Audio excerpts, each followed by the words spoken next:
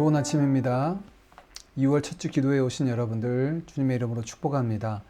이 한 주간도 오늘 첫날부터 구하고 찾고 두드릴 때 신실하신 하나님의 은혜를 맛보는 하루하루가 되기를 원합니다. 우리 다 같이 주님이 가르쳐 주신 기도로 함께 기도드리겠습니다. 하늘에 계신 우리 아버지여, 이름이 거룩히 여김을 받으시오며 나라의 임하옵시며 뜻이 하늘에서 이룬 것 같이 땅에서도 이루어지이다. 오늘날 우리에게 일용할 양식을 주옵시고 우리가 우리에게 죄 지은 자를 사하여 준 것 같이 우리 죄를 사하여 주옵시고 우리를 시험에 들게 하지 마옵시고 다만 악에서 구하옵소서. 대개 나라와 권세와 영광이 아버지께 영원히 있사옵나이다. 아멘. 참 좋으신 아버지 하나님, 베푸신 은혜에 감사드립니다. 저희를 하나님의 자녀 삼아 주시고 실어버리지 아니하시며 늘 품에 안아 주시고 하루하루 그 은혜로만 살아가도록 저희의 삶을 인도하여 주신 것 감사합니다. 주께서 베푸시는 은혜가 무엇인지 저희로 늘 깨달아 알게 하시고 하나님 아버지께 감사와 찬양으로 영광 돌려드리는 삶이 되게 하여 주옵소서. 저에게 온전케 되는 은혜가 필요합니다. 온전케 되는 은혜를 더하사 하나님의 자녀라는 신분대로 살아갈 수 있도록 날마다 저희를 새롭게 하여 주옵소서. 심령을 가난하게 하셔서 오직 주의 의를 구하는 자들 되게 하시고 온유하여 주의 성품으로 다른 이들을 대하는 저희들 되도록 인도하여 주옵소서. 아버지의 거룩하심을 따라 또 우리 주 예수 그리스도의 온전하심을 쫓아 온전하여지고 거룩하여지는 저희들 되게 하여 주옵소서. 거룩과 온전한 삶을 알지 못하는 저희들에게 변함없는 진리의 말씀을 통해 거룩을 알게 하시고 우리 안에 거하시는 성령으로 말미암아 거룩한 삶을 사모하게 하시며 성령을 쫓아 행하는 자 되게 하옵소서. 말씀 속에서 하나님의 세미한 음성 듣게 하시고 그 속에서 하나님의 뜻을 분별하며 분별한 그 뜻대로 살아갈 힘과 지혜와 용기를 얻게 하옵소서. 불의와 타협하지 않게 하시며 물질로 인하여 정에 눈 감지 않게 하시고 손을 펴 이웃들을 돕고 섬기는 넉넉함이 저희 가운데 있게 하여 주옵소서. 오늘도 주님께로 나아갑니다. 주님과 함께하는 삶의 기쁨과 즐거움을 누리는 복된 이 아침과 이 하루 되게 하여 주옵소서. 예수님의 이름으로 기도하옵나이다. 아멘.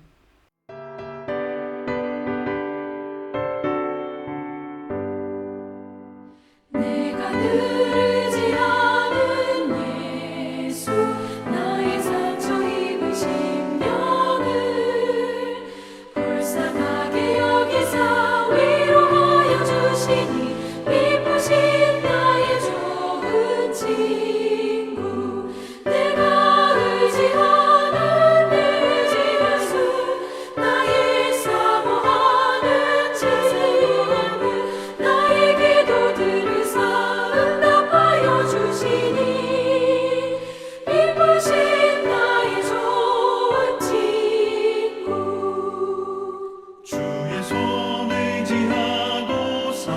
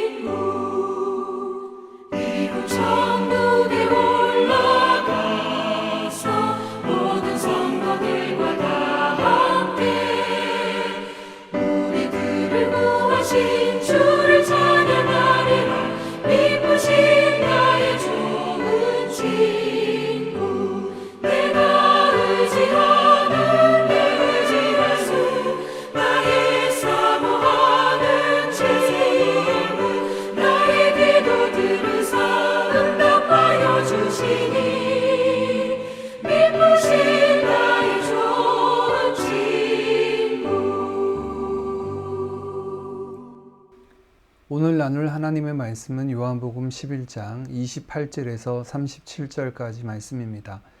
28절 말씀부터 보겠습니다.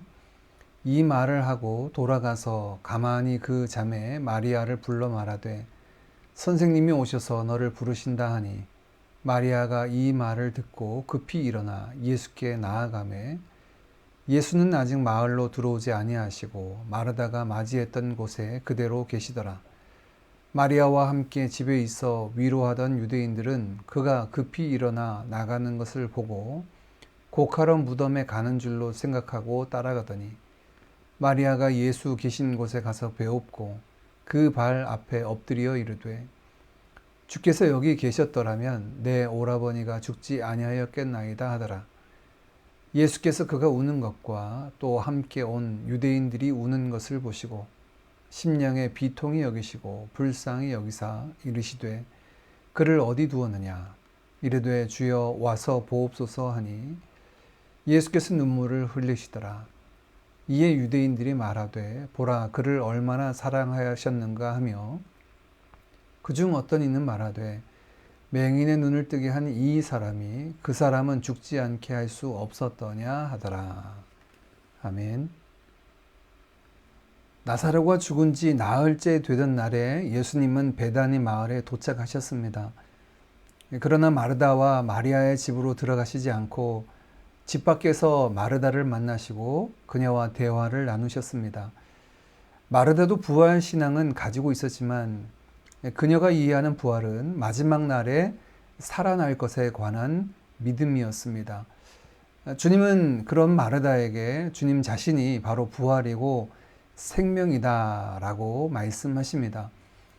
끝날에 하나님의 백성을 살리실 것이라는 먼 훗날의 믿음과 소망이 아니라 눈앞에 계시는 예수님께서 바로 그 부활이요 생명이시다 라고 알려주신 것입니다. 지금 그들이 맞닥뜨린 죽음 앞에서 주님께서는 그 죽음이 슬픔과 고통 끝이 아니라 바로 주님으로 인해 부활로 이어지고 영원한 생명으로 이어지는 관문이 되신다라고 하는 것을 보여주신 것입니다. 그런 의미에서 예수님은 부활이요 생명이 되십니다. 주님이 우리가 경험하게 되는 죽음을 죽음과 끝이 아닌 생명과 부활로 바꾸신 것이죠.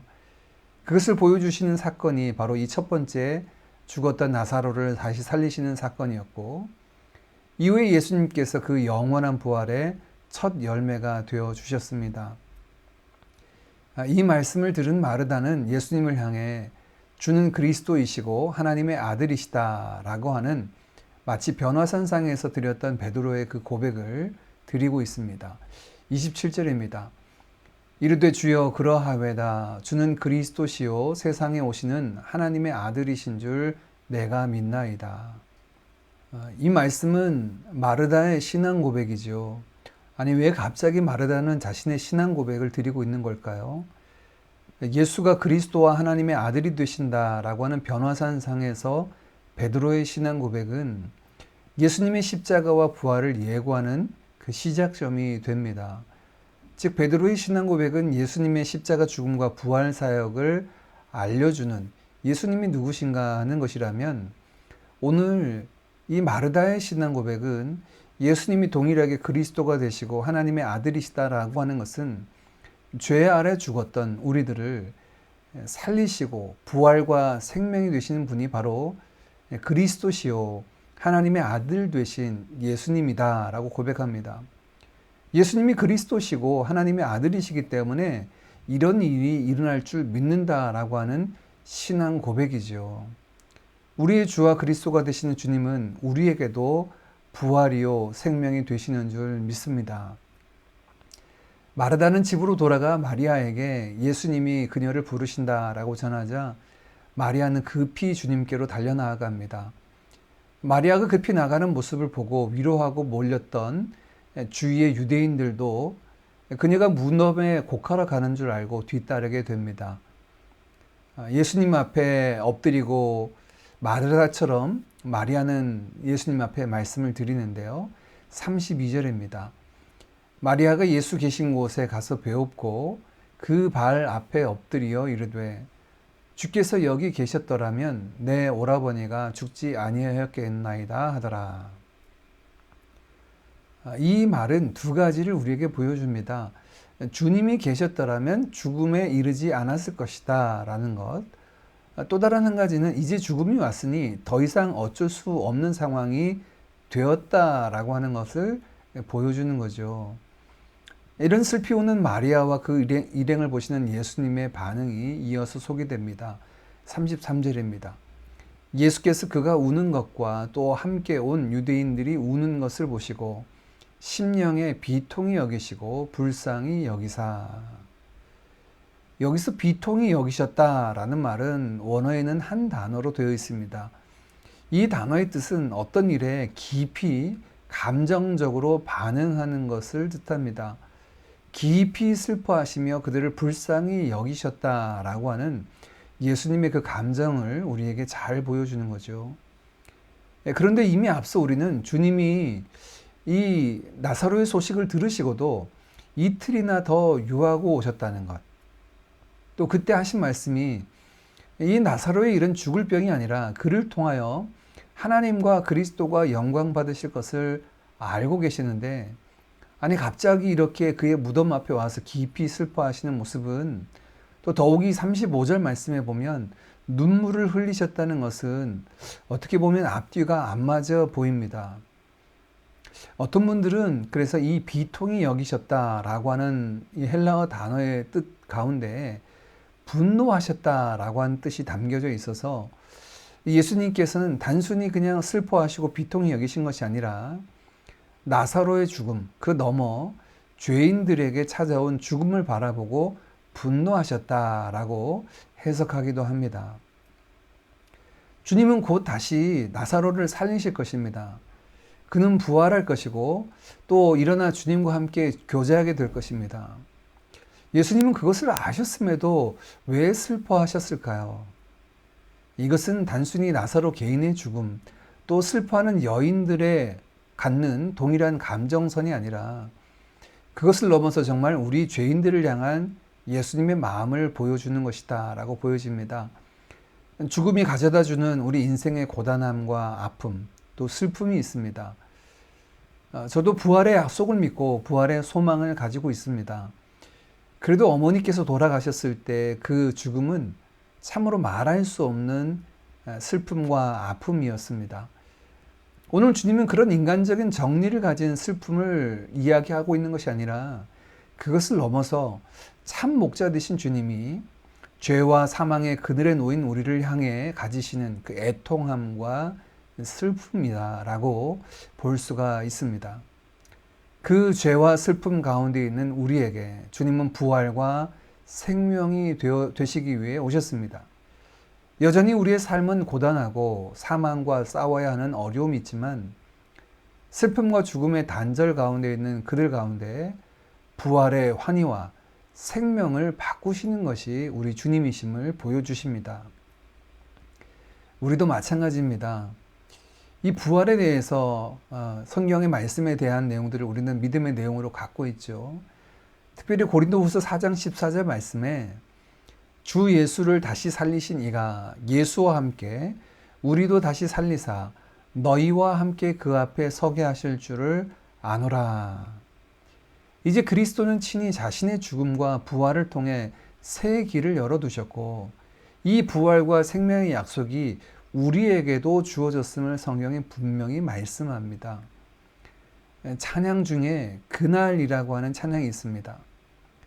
가사에 이렇게 적혀 있습니다. 죄와 사망의 그늘에서 놓인 자들, 그들을 향한 주님의 마음을 노래하고 있는데요. 누가 그 사망의 그늘에서 울고 있는 나의 자녀들을 위해 부르짖고 기도하며 가서 나의 사랑을 전할까 하는 탄식하시는 아버지 하나님의 마음, 그 애통함을 그려 보여주고 있습니다. 오늘 주님의 마음이 그와 같은 마음인 것 같습니다. 주님처럼 그들을 향한 애통함과 긍휼함이 우리에게도 있기를 원합니다. 그래서 사망의 그늘에 앉아서 울고 있는 자들, 고통 속에 있는 자들에게 달려나아가 그들에게 예수의 생명줄 던지는 우리 모두가 되어지기를 간절히 원합니다. 말씀을 정리하고 함께 같이 기도하겠습니다. 예수님은 우리의 참 목자가 되어주십니다. 주를 그리스도와 하나님의 아들로 고백하는 것은 곧 주님이 우리의 부활이요 생명 되심을 고백하는 것과 같습니다. 우리에게 이 부활의 신앙, 곧 죄와 사망의 권세를 이기시고 하나님과 영생할 새 삶을 우리에게 주셨다라고 하는 이 믿음을 고백을 가지고 나아가기를 원합니다. 또한 이미 허락하신 이 영생의 삶을 우리가 하루하루 이 땅에서부터 주님과 동행함으로 살아가기를 원합니다. 주님의 애통함을 우리가 또 갖고 구하기를 원합니다. 죄와 죽음 아래 놓인 자들을 향해 가지신 그 주님의 애통함으로 우리도 또한 주위에 있는 사망의 그늘에 앉아있는 자들을 위해서 기도하고 또한 그들에게 가서 예수 그리스도의 그 생명줄 던지는 그리스도의 증인된 삶을 살아가는 우리 모두가 되어지기를 간절히 원합니다. 주신 말씀 붙잡고 함께 같이 기도하고 또 한 주의 시작입니다. 사역의 시작인데 사역의 터 위에 있는 분들을 위해서 같이 기도하겠습니다. 특별히 일터에 사역하는 우리 형제 자매님들을 위해서 같이 기도하고 또 학교에서 학업을 하고 있는 우리 자녀들을 위해서 등교하는 우리 아이들을 위해서 기도의 제목을 갖추고 같이 기도하겠습니다. 더불어 오미크론 변이가 한국과 싱가포르에 굉장히 많이 확산되고 있습니다. 사랑하는 이들, 또 이 땅의 안전과 건강과 회복을 위해서 이 아침에 함께 같이 기도하겠습니다.